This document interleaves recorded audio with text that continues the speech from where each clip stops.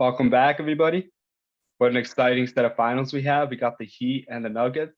Didn't look good for the Heat, but Jimmy pulled through. As you know, Coruscant's going to be happy about that. DeAndre Hopkins news. We're going to be talking about that as well as wide receivers and tight ends we like from the draft. Sit back, relax, and enjoy our podcast.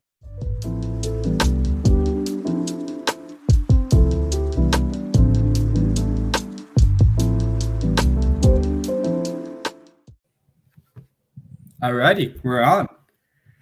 Welcome back, guys. I hope you enjoyed the rounds of basketball we had. I know a lot of people were worried that what if we had 9 games before a layoff, like 9 total days until the NBA Finals? Well, we didn't have to worry about that.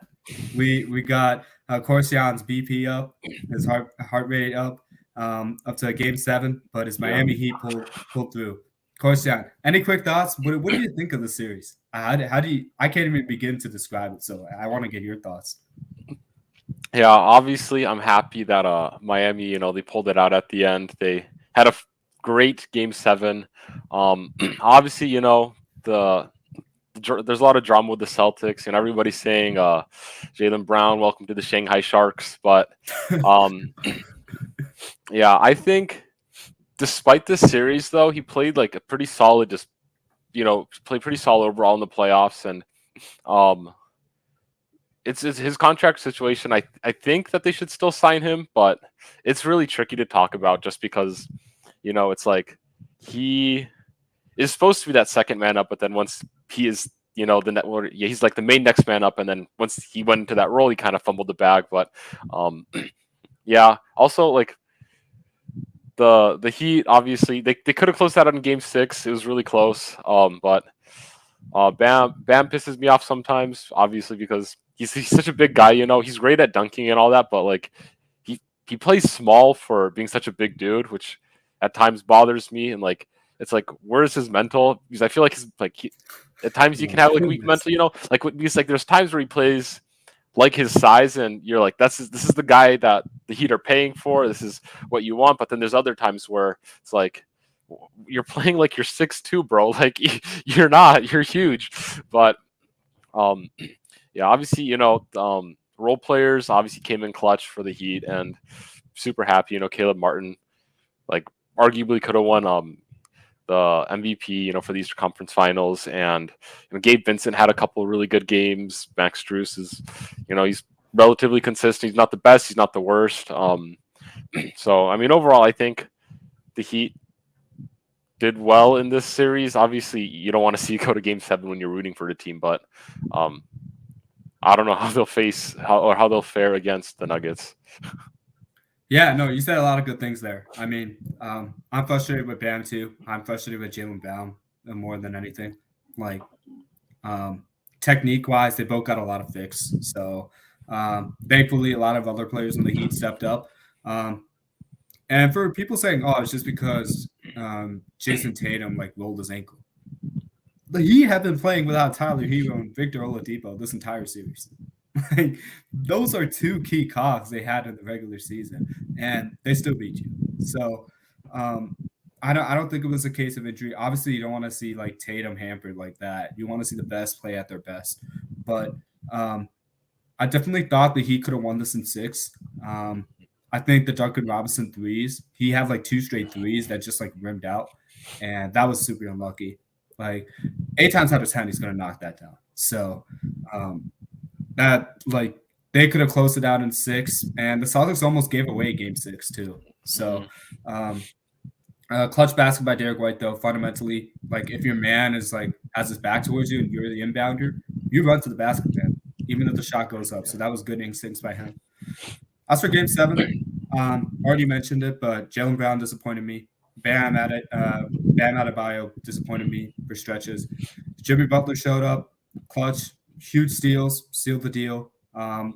You love the Duncan Robinson's Hulk Hogan signature at the end where you hit that backdoor layup, and he's just like, "I don't hear anything.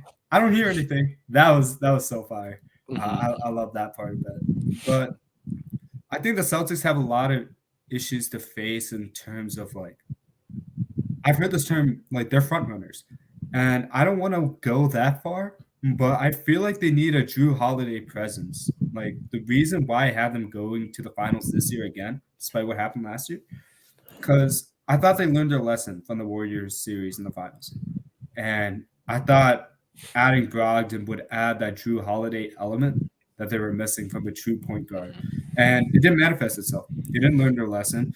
The reason why they lost the Heat offensively was the same way why they lost the Warriors offensively. And that is because they were just being stationary and trying to chuck up threes because they fell into the trap of the statistic. If you hit 13 threes, you win. Well, it depends on what kind of threes those are. You can't just chuck up threes and hope they go in. Like you need to have dribble penetration into the paint, kick it out, force the defense to collapse, especially when the Heat played their zone.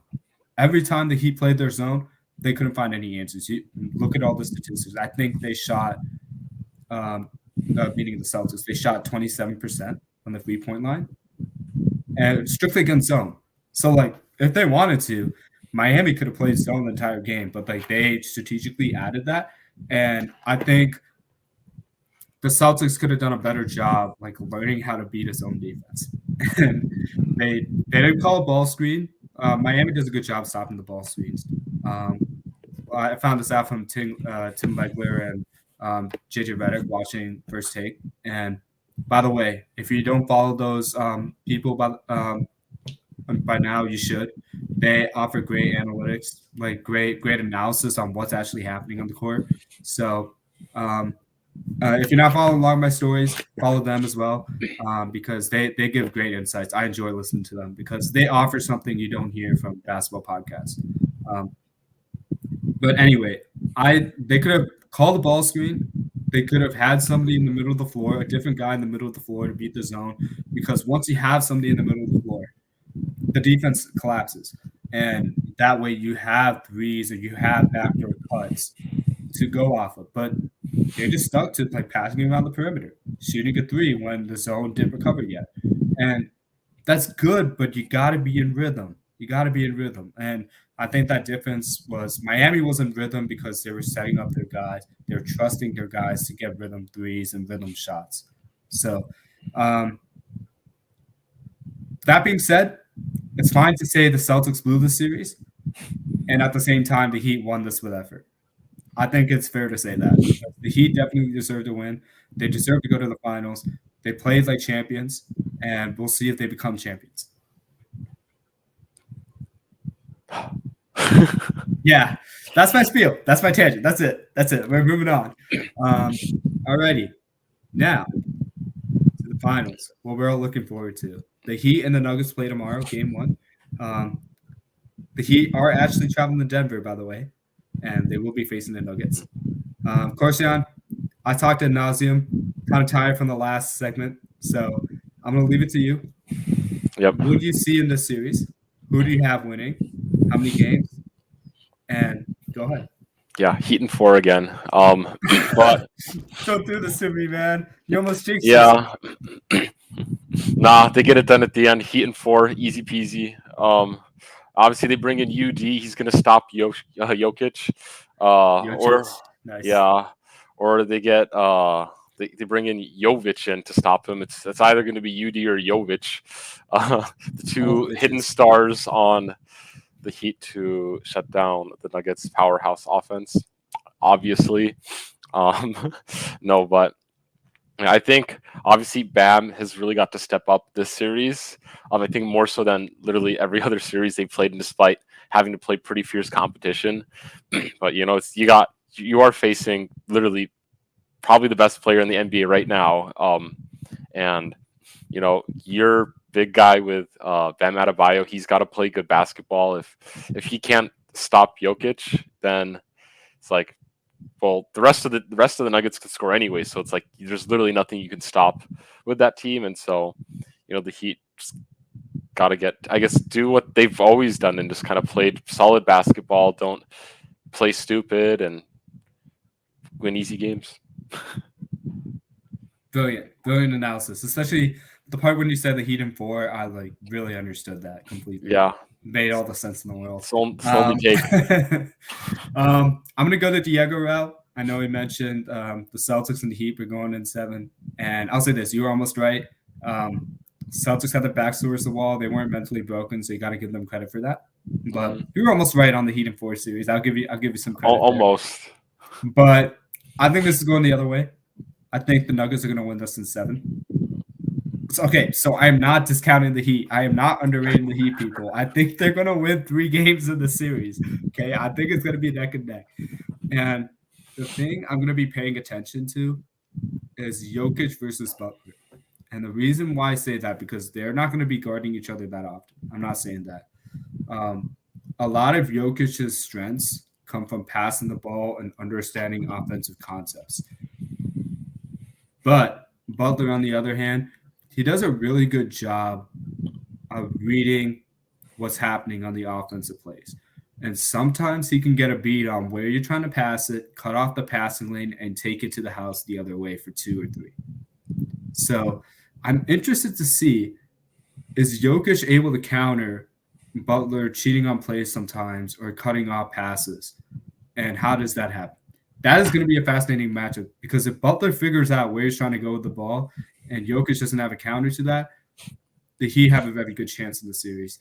And that being said, the Heat have all the weapons, the three-point specialists that can make it work. I'll be interested to see how Aaron Gordon guards Jimmy Butler, because he did a really good job on LeBron. LeBron's going to get 20 no matter what, but I thought Aaron Gordon made LeBron work. People don't give him enough credit. I think he's one of the most underrated defenders in the league. So that's going to be an interesting series and matchup to see how that develops. And we hope Tyler Hero comes back. I think that would be a great sight to see for the Heat. I want to see how Bruce Brown and KCP play versus the undrafted players. That's also an interesting take to me. So there's a lot of interesting things I'm pointing out. I don't know how it's going to turn out. This is like a pick-me game, to be honest. My heart says Denver should win this. But if we know anything about the Heat, they beat all the best teams in their conference. They beat the Bucks. They beat the Knicks, who's a top 4 team in their conference.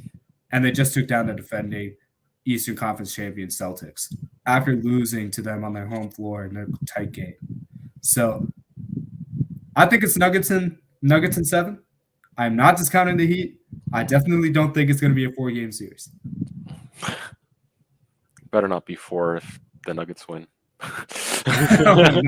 No. I don't think. I think the Heat will grab a couple. They have enough pieces to do it. They definitely have enough pieces to win one. I'm not trying to copy Jimmy Butler's speech from last year. I think they have it. Yeah, but in all honesty, I'd rather have the Heat lose in 4 to the Nuggets than the Heat lose Game 7 to the Celtics. I think I would have just retired from any basketball fanning over anything if the Heat lost in 7 right there. So, I'm just happy they won, that they didn't get embarrassed and aren't going to be clowned for the next however many years until Butler retires. And so I'm just content with life now. Hey, I hear you. To be honest, I don't have any personal agendas here. I don't care if Jokic wins or Jimmy Butler wins. Like, heck, Jimmy Butler was on the Bulls. He got drafted by the Bulls. I should be rooting for him. I love Jimmy Butler. He's always brought that hustle and attention to detail and that intensity to the Bulls. It was just never realized completely until he was on the Heat. Heck, the Sixers picked Tobias Harris over him. The Timberwolves picked Cat over him.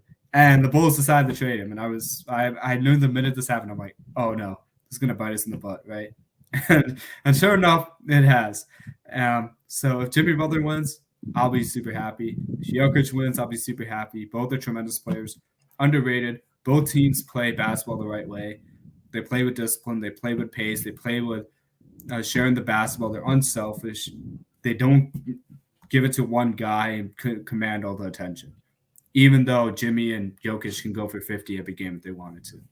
That's what I respect about both these teams. I'll be excited to see this. I just don't want it to end early. I want more basketball.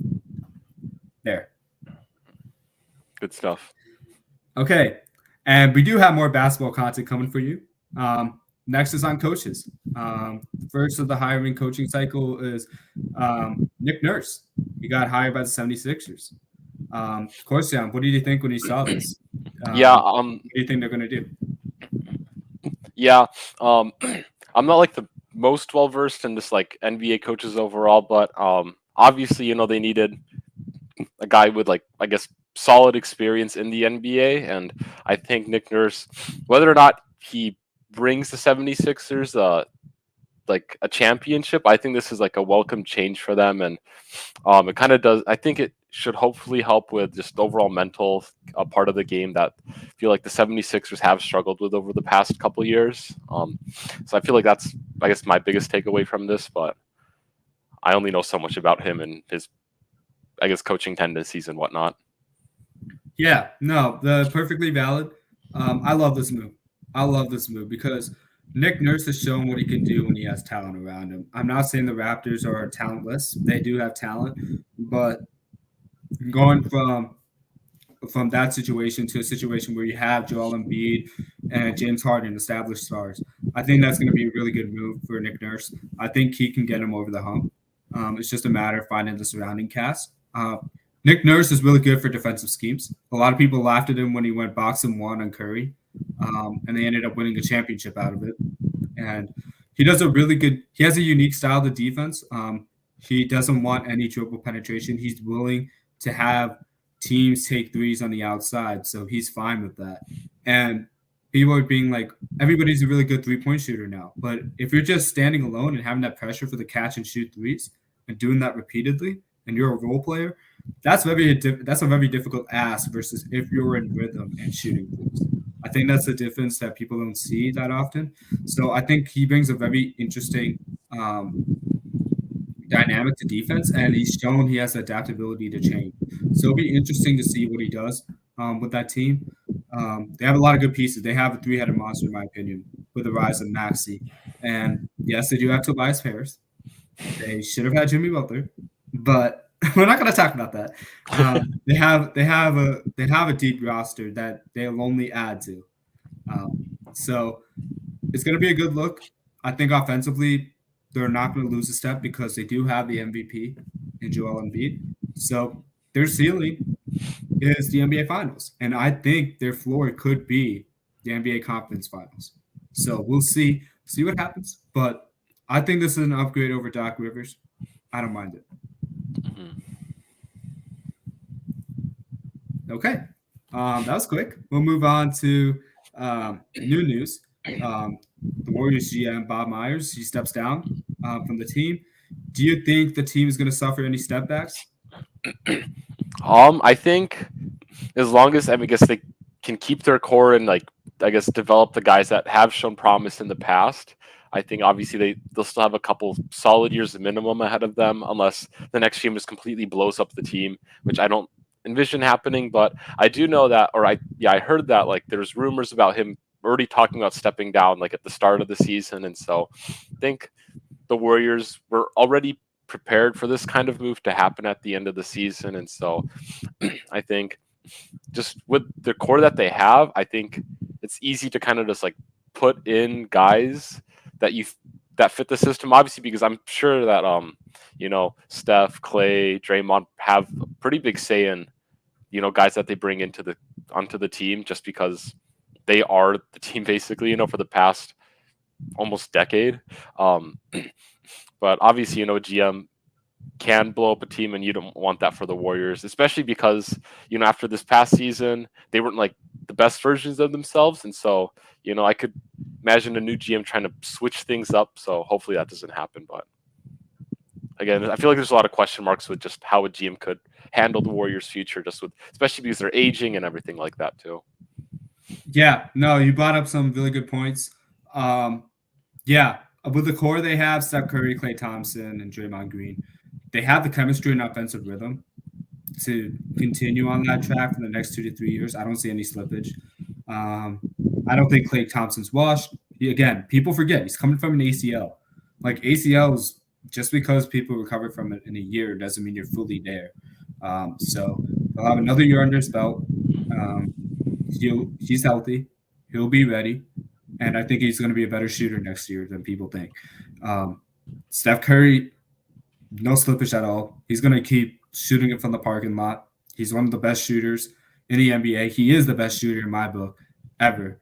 So I don't think that's changing. Like we're not talking about people losing athletic gifts here. We're talking about shooters who know how to shoot. They've grew up shooting. They're not gonna stop. And Draymond Green brings a lot of value beyond shot making and athletic feats you see on the court. He brings a lot of leadership. He brings a lot of offensive and defensive knowledge and concepts. He's very underrated. He knows how to keep people in rhythm and spread the ball around. I think he's an underrated part of what they do.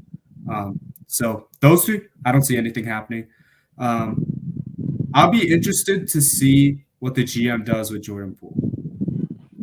Because after what I saw from the beginning of the season to the playoffs, he has just been super inconsistent to me.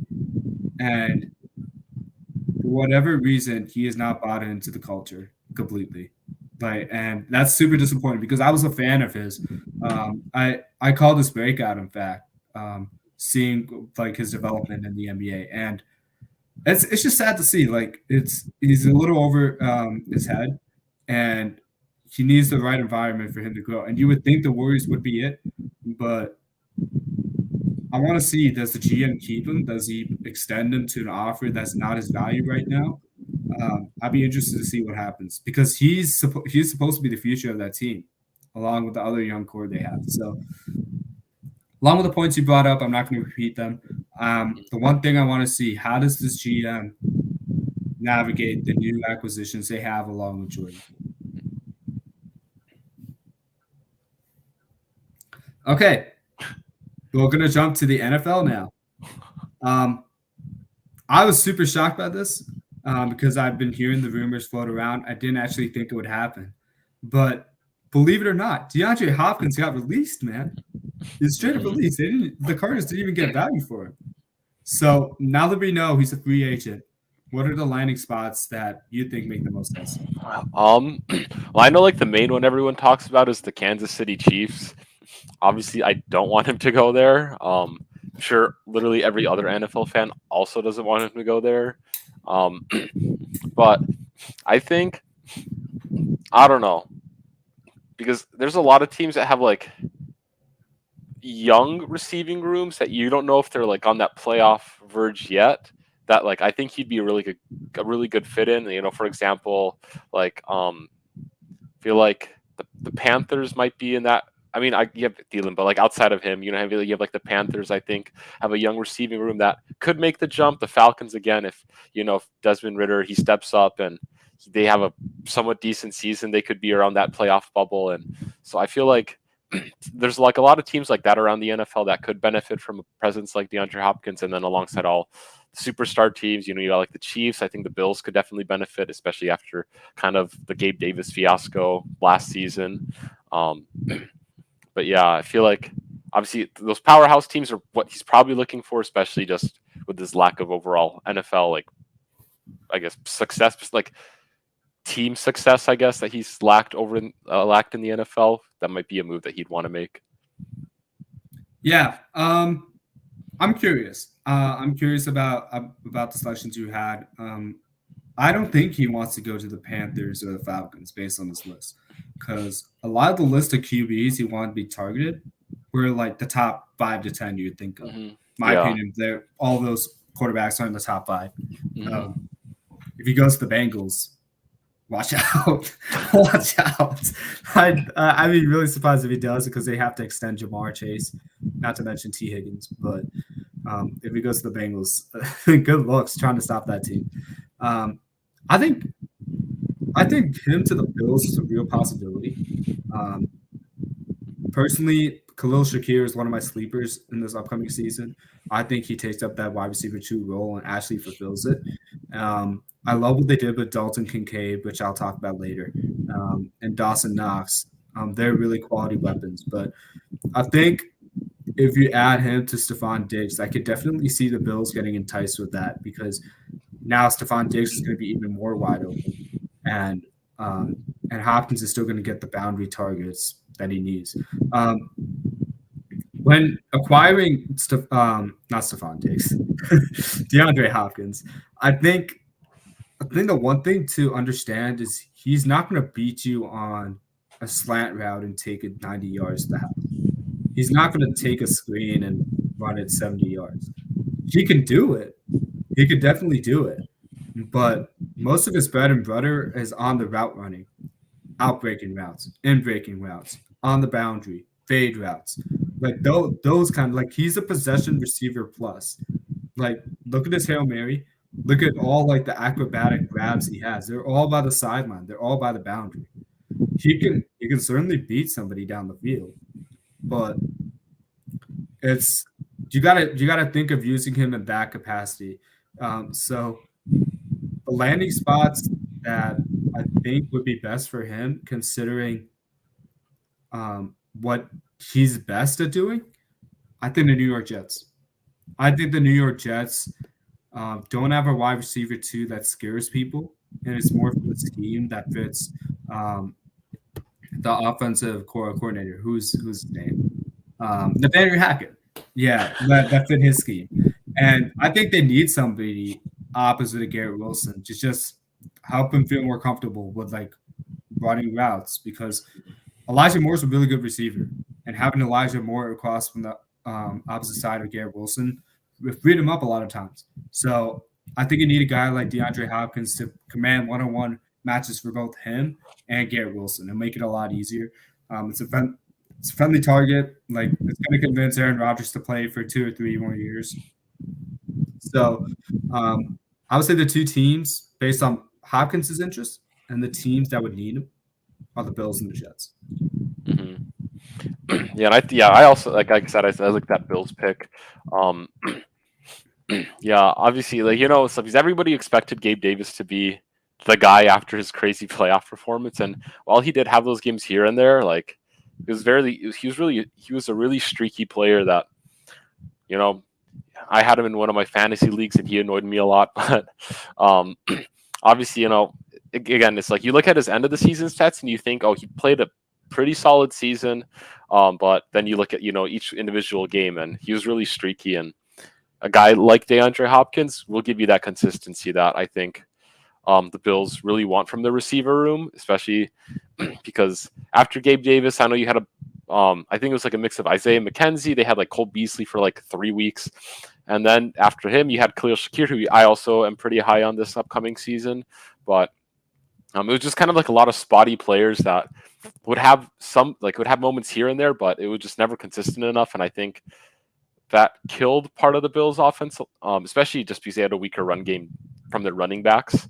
And so, yeah, that's a really solid move. I wasn't even thinking about the Jets too much. I know they brought in a lot of other players this offseason, and so not Mercedes Lewis, by the way. Yeah, not him, unfortunately. Not the 39-year-old legend. But yeah, I'm looking right here. They have like Alan Lazard. They got Mecole Hardman. I'm not high in either of those receivers. That's partially why I'm saying this. Yeah, and I agree with you there. Obviously, I don't think either of them are the level of talent that, for whatever reason, Aaron Rodgers seems to like. Obviously, I know he requested Alan Lazard to be on the team. Did they get Randall Cobb?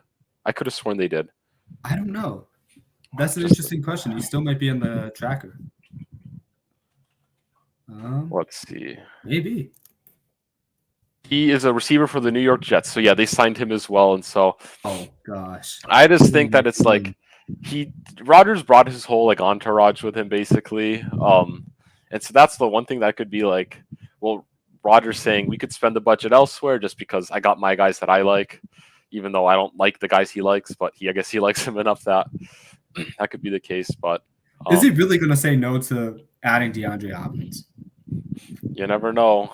He didn't follow Devontae Adams, and I feel like that was an easy person to follow to the Raiders if it's me, but especially after the Derek Carr leaving, and then all of a sudden you're like, hey, maybe I'll go to the Raiders, join back up with Adams, but he chose. But you also have to keep in mind the Raiders front office is just weird. Like, they've done a bunch of weird stuff this year, so like, I don't think he's a fan of certain front offices in general. We'll just think about that. Yeah, I guess so. But yeah, I think Jets, they could be pretty solid. I mean, any team really will benefit from him, but obviously he wants to go to a contender, and I don't blame him for that. But I'll throw one more in there. I know they got a lot of receivers, but I'll touch upon the Bills again. I think the biggest difference between Gabe Davis and DeAndre Hopkins and why like their talent difference is so vast is because Gabe Davis catches the ball with his body and he tries to hand clap the ball. Whereas DeAndre Hopkins always fingertips, like he catches it with his fingertips. And I think that's the biggest difference from like being an elite pass catcher to just a catcher with elite athletic traits that can burn anybody down the field. Like Gabe Davis, like I would love him as a wide receiver 3. Like he's a great wide receiver 3 on a team or wide receiver 4. But thrusting him in the role with the wide receiver 2 and the starting wide receiver lineup, like you're trusting him to catch it every single time. And he's just inconsistent at the catch point. DeAndre Hopkins on some of those balls, I know like if the defender plays the ball, the defender plays the ball. But more times than not, that 50-50 ball is going to be an 80-20 ball. And Hopkins makes it an 80-20 ball because of his ability to catch it with technique. Gabe Davis cannot do that as consistently as Hopkins can. So that's the biggest difference between them. And that's why I think the Bills make sense. I'll throw the Browns in there because they got Amari Cooper. Amari Cooper is not your elite wide receiver 1, but he is a wide receiver 1. He can win on route running, take the intermediate routes. He can win on slant routes. He can win on the quick game routes, the end-breaking quick game routes you need. And that's going to free up Hopkins to be one-on-one or Amari Cooper to be a one-on-one. They already have David Bell, who I'm high on. They just got Elijah Moore, who I've already mentioned I'm high on. It's going to help Watson a ton because even though they have Donovan Peoples-Jones, they don't have to resign him next year if they have Hopkins. So I think the Browns would be another good selection that would help Hopkins. And guess what? Yeah. He's already familiar with Watson. He's already familiar with it. So he knows how he plays. He's going to feel comfortable in that offense. And who wouldn't want to be next to Nick Chubb and Amari Cooper on that team? Yeah, You know, I like to that? Yeah, I don't really object to it. I mean, obviously they do have a crowded receiver room. They spent the second round capital, right, for Elijah Moore, wasn't it? I believe it was. I don't know if it was second round, maybe. But then they also did draft Cedric Tillman, right? That's his name, the receiver, Cedric something. Cedric Tillman, yes, Cedric right Tillman. about that. Yeah, so they did invest a lot into getting, I guess, younger talent on the team. Plus, they got kind of an older star player with Cooper there, and so that's kind of, I guess, like the one deterrent again, just for the Browns. Obviously, again, if wherever he goes, he's going to play well, and obviously he just wants to win. And so, if he thinks he can win with the Browns, he's obviously going to sign there. If he thinks his best shots wherever team that's willing to pay him however much he's asking for, it's a big mystery just because he's one of those players that really could go anywhere and it makes sense, Yeah, and I'm a big Kadarius Toney believer. So when I see reports saying, "Oh, the Chiefs are probably not going to sign him because they believe Toney is the wide receiver 1," people believe it. He has the skill to do it. So, yeah, I mean, I'd probably throw a rant if he goes to the Chiefs because how many more weapons do they need? But he could go to the Chiefs. We don't know. We'll be excited to find out. This is a major storyline because I think he's one of the top 5 wide receivers in the NFL. So where he goes will matter. It's going to change a team's fortunes for sure. And that's the end of that. We'll see. Yep. Speaking of wide receivers that we like, it's our turn to now look at the NFL draft. It happened over a month ago, but there's still some important landing spots we'd like to talk about with the wide receivers. So, Corsair, I'm going to open the floor to you. Which wide receivers did you like from this draft, and why do you like them? Yeah. even though he was the first receiver off the board, I really like the JSN pick. Obviously, everyone expected him to go a lot higher, and so I think just getting him where the Seahawks got him was just a steal in the draft. I don't, everyone basically knows that he's a really good receiver, so I'm not going to go too far into how great he is and everything. But moving on, while I wasn't super high on him in like the draft process, I liked his landing spot, and this is Jordan Addison. Mhm. Obviously, the Vikings, they lost Adam Thielen through free agency, and obviously he wasn't in his he's not in his prime anymore, but it was a significant loss of talent in my opinion. And so you bring in another guy that obviously doesn't have to play number one option or even number two option with just TJ Hawkinson on the team. Thank you. Thank you for that. Yeah. Yeah, Marvin Mims is going to be the best receiver, obviously. Go Makes Broncos, sense. Broncos Makes sense. country. Let's ride. Woo, woo, woo. Famous quote from Russell Wilson last year. Let's see. And then, obviously, I know you were hyping him up a lot, but, Cedric Tillman was another solid pick in the draft. And then, there's that one guy that you liked that went to the Packers. I forgot his name. Jaden Reed. I'll let you talk. Why did you do that? Why would you do that to me? I'll let you talk crazy. about Jaden Reed a little bit more on when you're up. But yeah, I think Tyler Scott was a solid pick for the Bears. Obviously, he was expected to go a little bit higher up in the draft, and I mean, like, I understand the concerns with him, and so that's why he fell. And then I guess,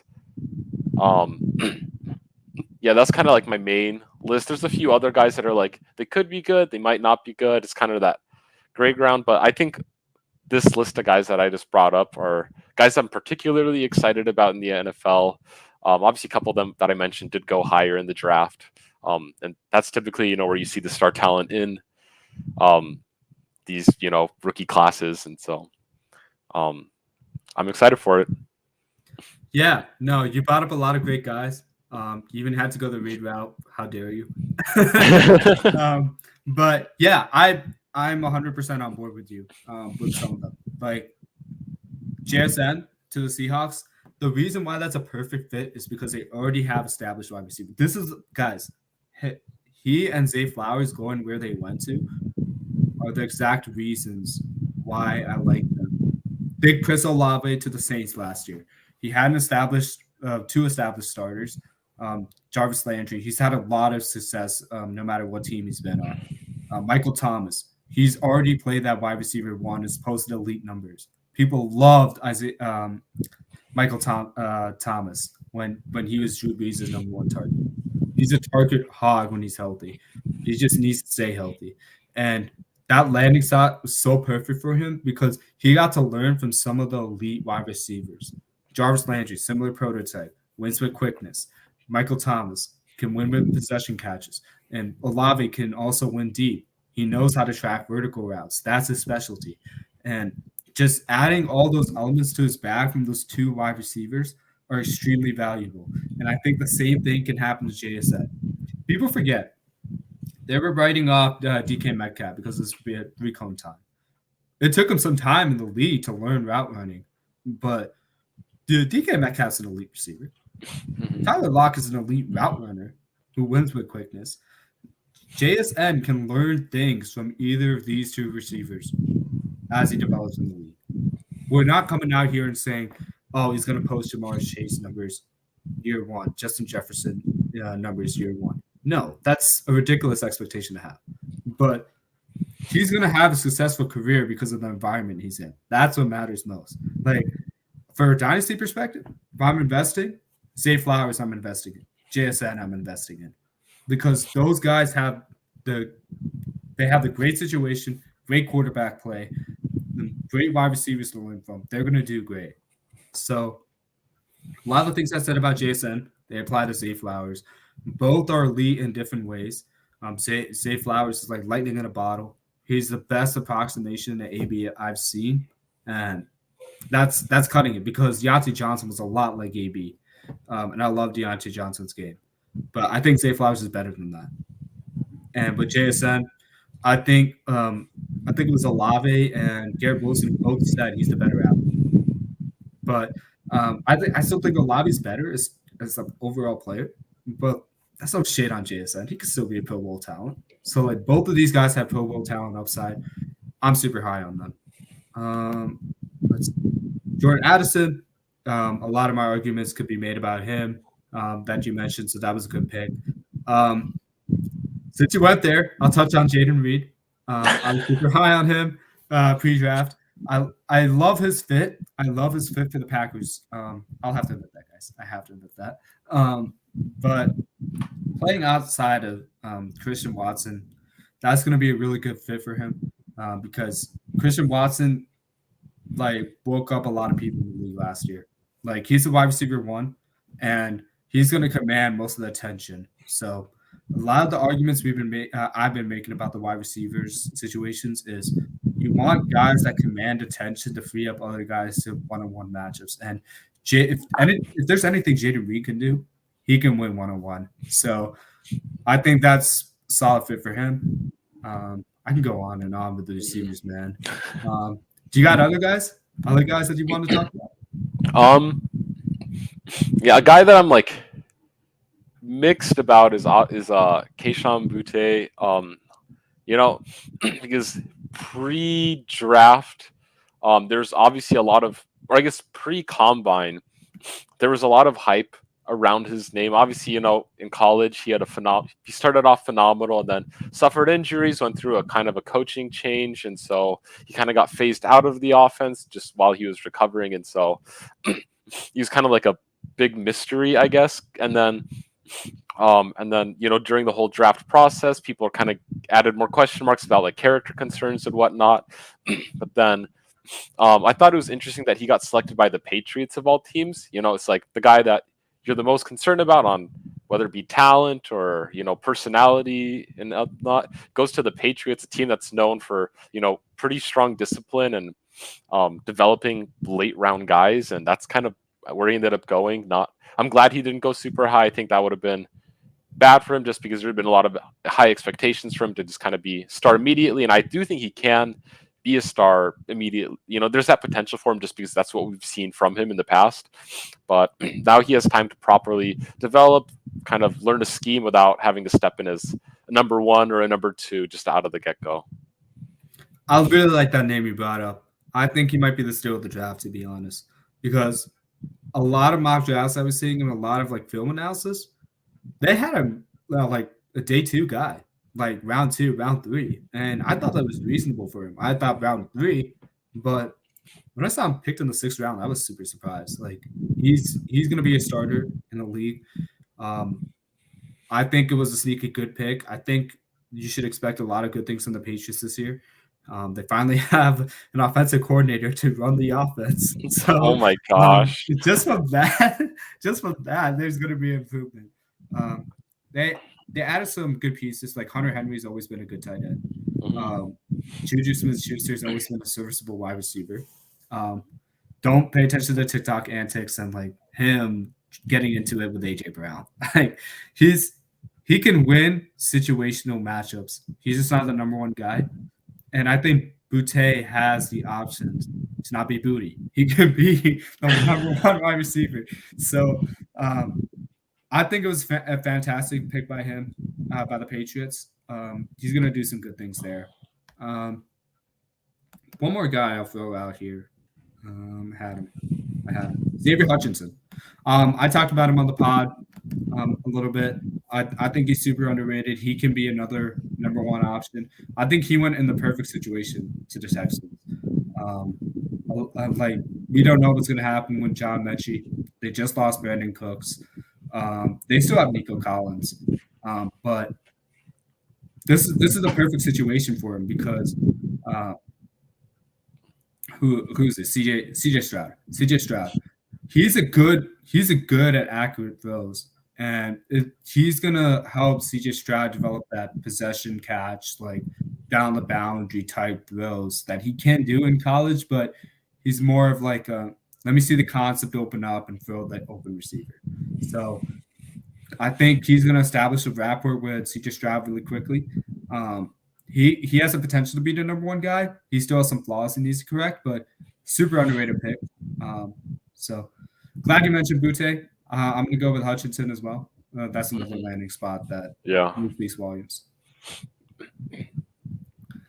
Okay, so hope you guys are taking notes for your fantasy teams.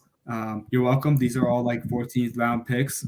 Maybe not JSN and Zay Flowers, but you guys, I'm just telling you right now, you can get all these guys in the 14th round, and they will be productive for your teams. Now, which wide receivers that are still available on free agency are you most surprised by? And like, what teams would they fit best? Yeah. I was looking at a list not too long. I have it pulled up too right now, just free agents.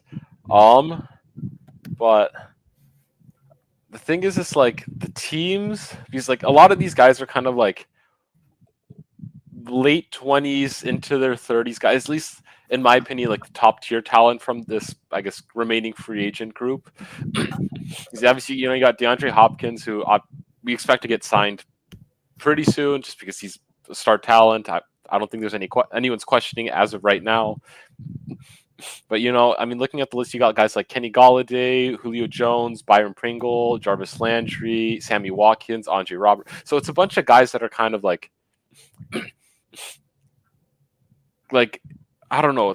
It's a really like mixed pot of guys of they can play well at receiver, but does it fit the team need is like kind of the theme that I'm seeing from here. Because if you're a contender, it's like these guys offer good depth, but I mean, most of those teams that are contenders have good depth in the first place, and then teams with developing receiver rooms, like you'd think like the Panthers.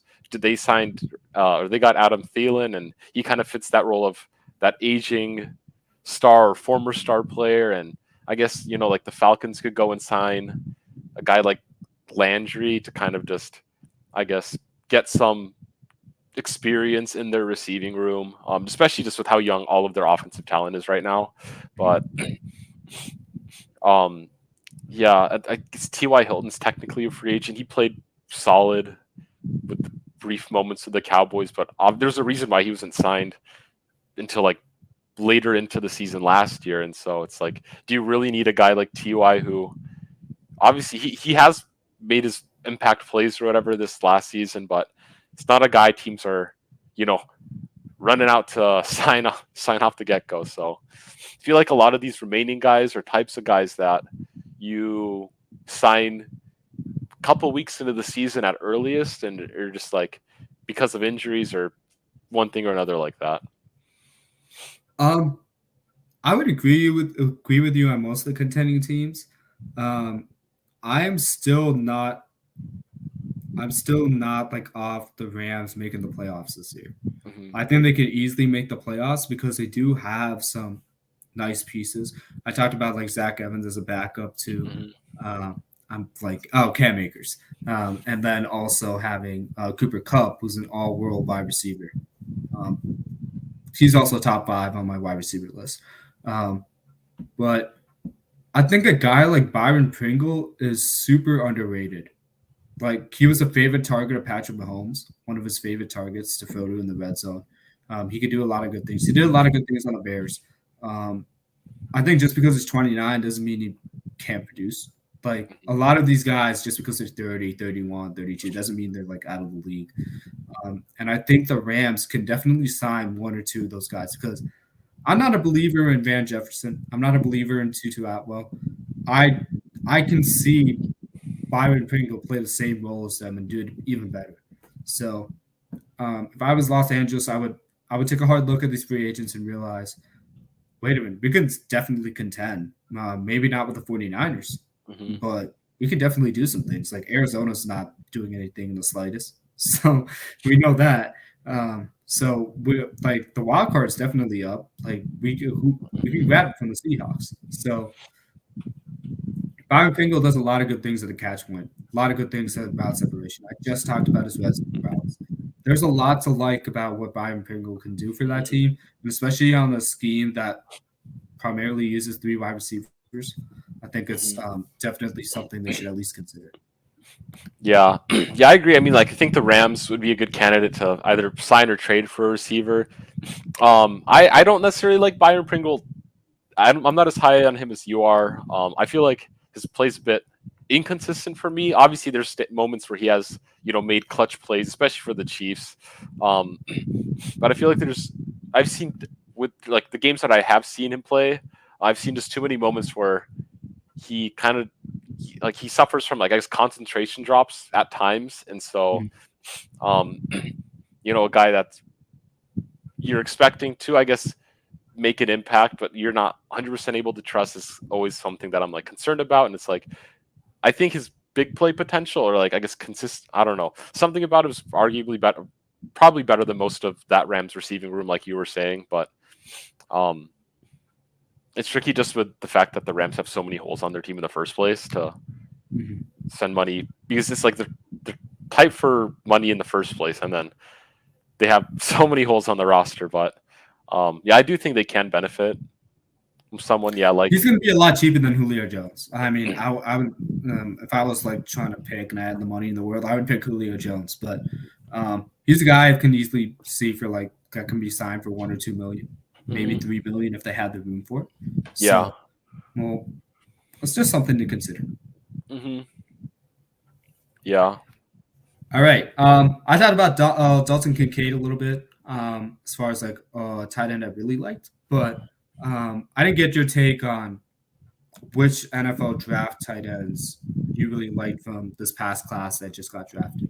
So why don't you give me a couple players that you really like based on their situation and what they can do? Obviously, I talked about him a lot, I guess, pre-draft. I like Darnell Washington. I think he has a great opportunity to be an impact player for the Steelers. Obviously, he isn't like the fantasy tight end that I hoped he would be, at least what I'm looking at him right now, but I think he's going to be a great player for the Steelers. Obviously, you have Pat Freiermuth, who I think is also has been developing into a pretty good receiver, or not a receiver, but I mean, he's a good receiver, but he's going to be a good tight end. Yeah, but kind of looking at the Steelers offense, I think it is a good move, especially because, you got Najee Harris, who seems like he'd probably be the focal point of your offense. And so, you got Freiermuth, who's a pretty solid tight end. And then you could get into two tight end sets with, Washington, who seems to be and who has shown in the past that he is he's a strong physical player that can be an elite run blocker in the NFL if he develops right that way. I wouldn't want to tackle him. Just saying that right now. I have a smaller frame, obviously, but like if I'm a safety or a cornerback, I wouldn't want to tackle him. Yeah, yeah, and it's like going into that, yeah, like he can be a great receiving tight end, and for a young quarterback like Pickett, it's nice to have two solid, just safety blankets with, two solid young tight ends that he could honestly play the next decade with if everything pans out the way the Steelers hope for it to happen, and so he's obviously one of the guys that I'm super, super high on. And then, I mean, obviously there's Kincaid, who I thought he's a great player. I think he's going to make an impact. Meyer's going to make an impact. I think a lot of these guys are good. Maybe you could argue who's going to be better or whatnot, but I feel like a lot of these guys are just really similar in play style of like solid receiving tight end with some blocking capabilities. And so, in my opinion, it's really hard to rank, these top 7-8 guys, and that's pretty crazy to say that there are 7 to 8 tight ends in a single class that could be good. I'd argue probably half of them will not be that great, but I don't know which 4 of those that'll be. But no, it's one of the like stacked tight end classes you'll ever see. I'll just put that out. Like a lot of these guys could have been like first round picks, like as tight ends last year, and that's crazy to think about. Like considering the tight end room that's been drafted lately. Then like obviously none of them probably have the ceiling that Kyle Pitts does. Expect a bounce back season from him, but a lot of these guys have really good talent. I think Dalton Kincaid is one of the closest tight end prospects to Kelsey you'll ever see. So Bills made the right decision picking him despite having Dawson Knox on the roster because you can't have enough like receiving talent, especially when you have a quarterback like that. The guy I think that's not talked about enough is Sam Laporta. I didn't think this was a reach by the Lions. I thought this was a brilliant move, especially when you lost T.J. Hawkinson. Brilliant move. Underrated receiver, wins reliably with his hands, can separate. And if that's not enough, he's from Iowa. It's a tight end factory. So Noah Fant hasn't had as much success as George Kittle, but they churn out really good tight end prospects, and he's going to develop in the league. Like, he has a lot of good receiving talent around him, so he can win underneath easily. He could also win in the seams. He can outrun linebackers. He's a total package. I think he's going to win the starting job coming out the first season. So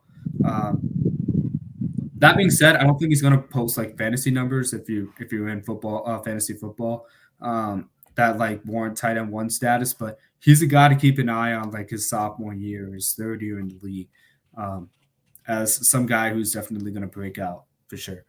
And the other guy I liked was, I think it's Luke Shoemaker from the Cowboys. I really liked him. I really liked him a lot. I think the only downside to him is we haven't seen what he's done, like as far as like put him one-on-one with a cornerback. But how often are we going to see a tight end tasked with that? So I think he has all the blocking skills, all the receiving skills you need to see from him. And I think he's going to be a better version of what Dalton Schultz could be. So similar to Sam Laporta, wouldn't expect anything his first season. There's only been like 1,000-yard receiver before like Kyle Pitts came, which is Mike Ditka. So like in his rookie season. So keep your expectations low, like on how these tight ends will perform in the draft. But those are my 2 guys.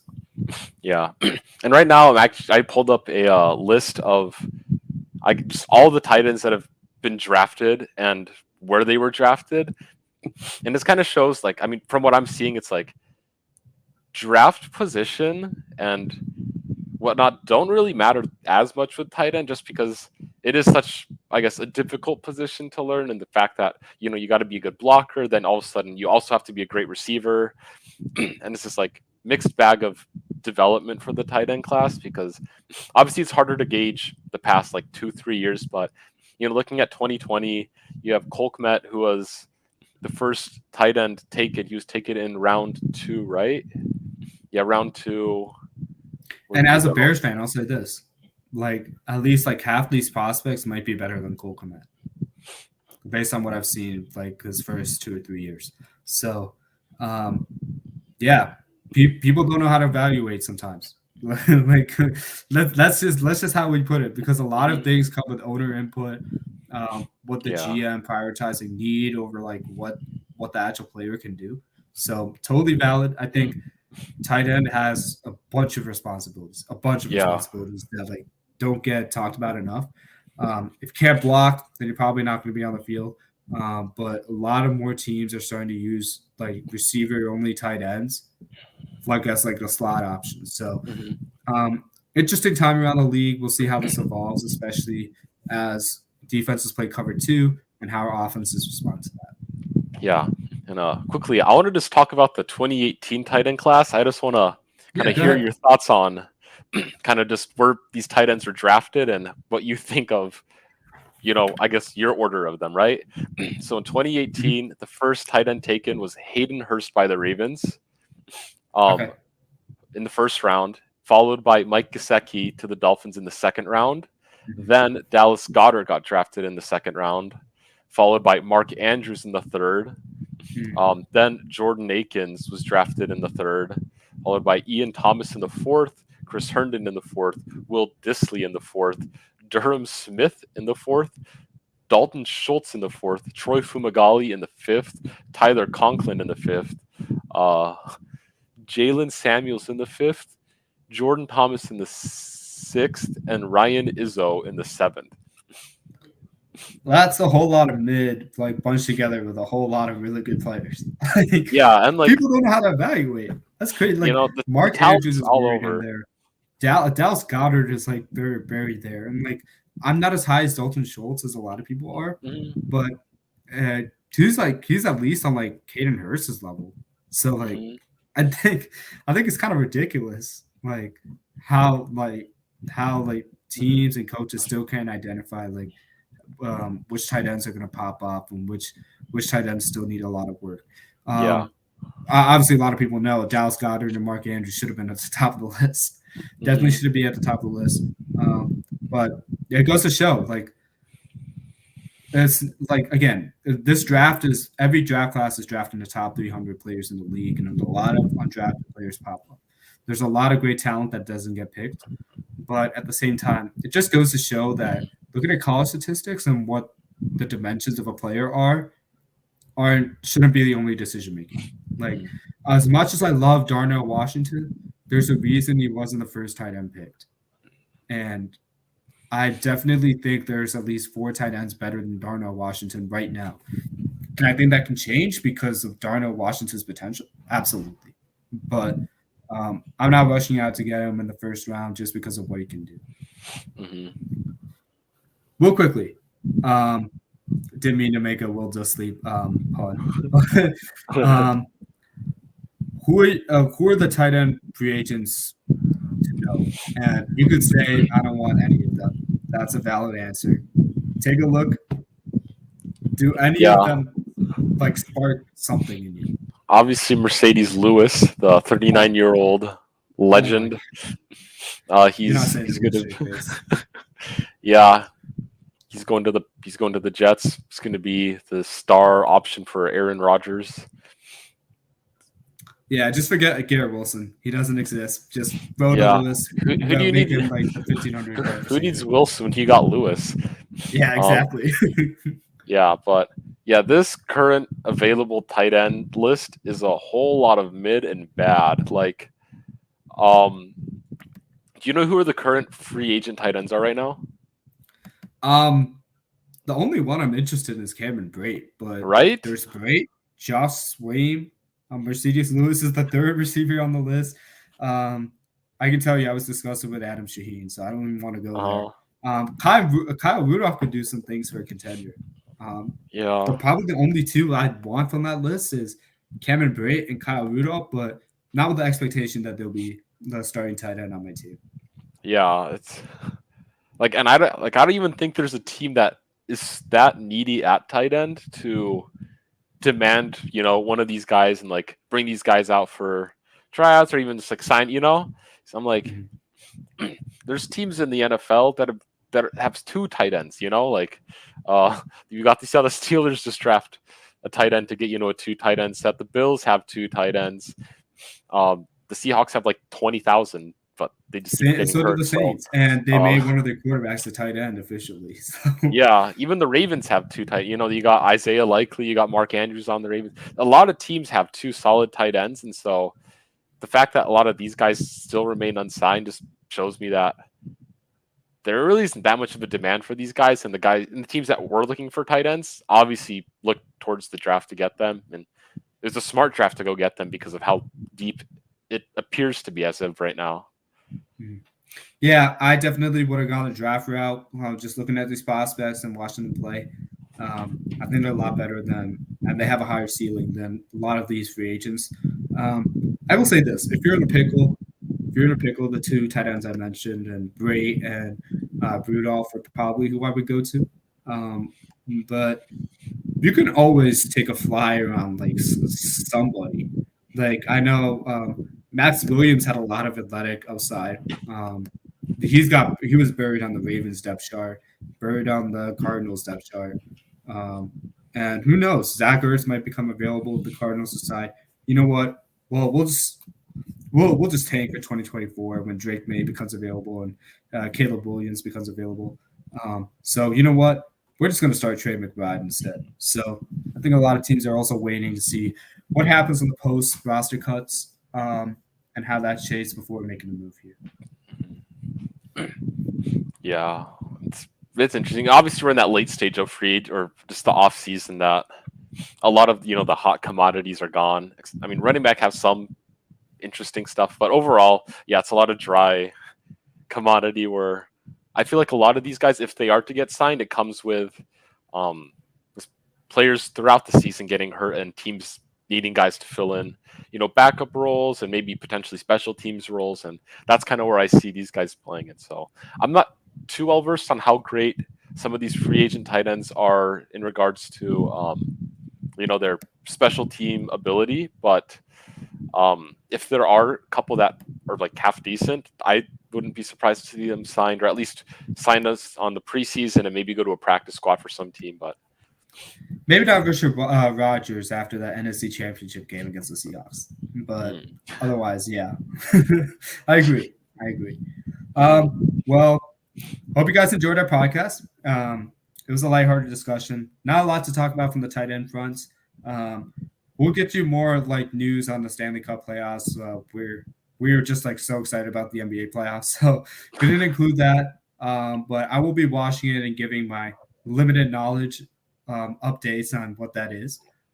But next week is going to be really exciting because we're going to start our series on division by division analysis.